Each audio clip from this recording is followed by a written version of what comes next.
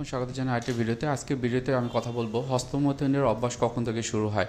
অনেকের ভিতরে কিউরিসিটি জাগে যে আমি যে হস্তমৈথুন করি আসলে এটা কবে থেকে শুরু হয়, কার কখন হয়। এই আমি প্রশ্নের অ্যান্সারটি দেবো। আমি আছি আসাদুজ্জামান রাজু, কাউন্সেলিং সাইকোলজিস্ট। বর্তমানে প্র্যাকটিস করছি final mental health care centre, যেটি মিরপুর 2 অবস্থিত। খুবই ইম্পর্ট্যান্ট এই বিষয়টি আমি ইম্পর্টেন্টলি নিচ্ছি, কেননা তার ভিতরে কনফিউশন থাকে এবং যাদের ভিতরে হস্তমৈথুনের যে প্র্যাকটিসটা থাকে তাদের ভিতরে বিভিন্ন রকমের মিথ বা কুসংস্কার থাকে। তো ওই জায়গা থেকে প্রথমেই যে জিনিসটি খুব ইম্পর্ট্যান্ট, আপনার মিথ থেকে আপনাকে বের হয়ে আসতে হবে। এখন আমি যদি বলি হস্তমৈথুনের অভ্যাসটি কবে থেকে শুরু হয়, আমাদের ফিজিওলজিক্যাল বেশ কিছু কারণ রয়েছে, সাথে মেন্টাল যে বিষয়গুলো বা মানসিক যে বিষয়গুলো সেগুলো খুবই গুরুত্বপূর্ণ। হস্তমৈথুনের বিষয়টি মূলত শুরু হয় পিউবার্টি এজ। যে পিউবার্টি এজ মানে হচ্ছে যে বয়সন্ধিকাল। একজন ছেলে এবং একজন মেয়ে উভয়ই কিন্তু হস্তমৈথুনে জড়িয়ে থাকতে পারে। রিসার্চে দেখা গিয়েছে যে ছেলেদের ক্ষেত্রে 95% অর্থাৎ 95%, 100 জনের 95 হস্তমৈথুন করে। মেয়েদের ক্ষেত্রে 80% বা 80% কিন্তু হস্তমৈথুনের সাথে সংশ্লিষ্ট বা জড়িত। সো এই জায়গাটি যখন ফিজিক্যাল যে চেঞ্জটি, যেটা আমাদের পিউবার্টি এজে হয়, যেটা হয়তো 9 থেকে 12 বছর বা 13 বছরের ভিতরে, সেই সময়টাই কিন্তু আমাদের হস্তমৈথুনের যে অভ্যাসটি তৈরি হতে পারে এবং এটি কন্টিনিউয়াসলি হয়তো বা অ্যাডোলেসেন্ট পিরিয়ড থেকে শুরু করে ওল্ড এজ পর্যন্ত কিন্তু এই হস্তমৈথুনের বা মাস্টারবেশনের যে বিষয়টি, এটি কিন্তু যে কারোর ভিতরে থাকতে পারে। তো এইখানে যে জিনিসটি খুবই গুরুত্বপূর্ণ সেটি হলো, অনেকের ভিতরে কনফিউশন থাকে যে আমি মনে হয় হস্তমৈথুন করি বা আমি হয়তো মাস্টারবেশন করি, অন্য কেউ করে না।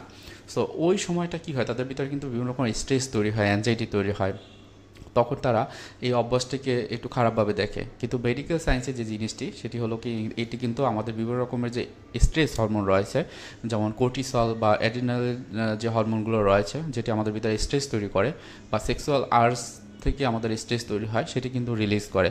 সো এই জায়গাটা কিন্তু খুবই ইম্পর্টেন্ট যে আপনাদের জানতে হবে। মেডিকেল টার্মে কিন্তু এটাকে ভালো এবং বৈধ হিসাবেই কিন্তু আখ্যায়িত করে। সাথে সাথে আপনার রিলিজিয়াস যে বিষয়গুলো, একটা কনফিউশন অনেকের ভিতরে থাকে, কিন্তু আমি একটু পড়াশোনা করেছি বা দেখেছি, সেখানে কিন্তু বলা হয়েছে যে আপনি যদি কোরআনের 23 নম্বর অধ্যায়ের 5 নম্বর এবং 6 নম্বর যে আয়াত রয়েছে সেটি যদি দেখেন, আপনার কনফিউশন এখানে থাকবে না।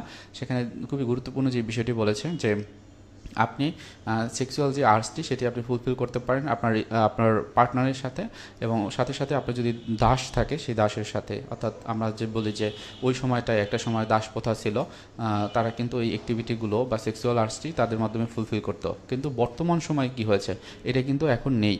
হ্যাঁ, দাসপ্রথা নেই আমাদের, এটা আইনের মাধ্যমে বা অন্যান্য মাধ্যমে কিন্তু এটা গ্রহণযোগ্য নয়। সো এখানে যদি আপনি হস্তমৈথুন করেন, সেটা আপনার বয়স যখনই হোক, আপনার 9 থেকে 10 বছর থেকে শুরু করে অথবা ওল্ড এজ হলেও কিন্তু এটা কিন্তু খুব বেশি সমস্যা হয় না। সো এটা একটা ইনফরমেশন যেটা আমি আপনাদেরকে দিলাম। সাথে সাথে একটি জিনিস আমি বলবো যে এই হস্তমৈথুনের ব্যাপারটি আমি প্রথমেই বলেছি, এটা কিন্তু ছেলেরা না, মেয়েদেরাও কিন্তু করে। এবং সাথে সাথে এটা কিন্তু একটা সময় পর্যন্ত হয়তো বা 25 থেকে 34 বয়স পর্যন্ত এটা কিন্তু একটু বেশিই থাকে, তারপরে কিছুটা কমে। এবং অনেকে যদি হয় 57 বছর থেকে 64 বছর, একটা রিসার্চে দেখা গিয়েছে, সেক্ষেত্রে কিন্তু হস্তমৈথুনের অভ্যাসটা করা অনেকে করে থাকে।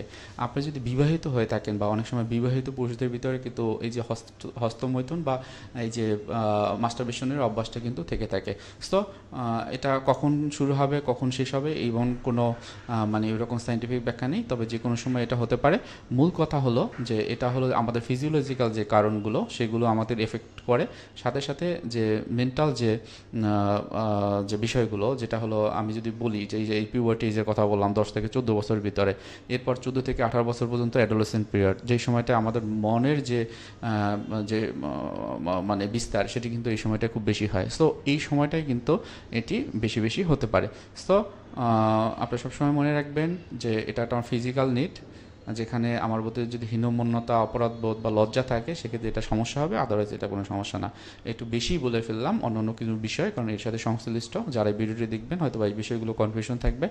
কারো যদি কোনো প্রশ্ন থাকে এরপরও আশা করি আপনারা কমেন্ট করবেন এবং আমাকে জানাবেন, আমরা আপনাদের প্রশ্নের অ্যান্সার দেবো। ভালো থাকেন সবাই, আসসালামু আলাইকুম।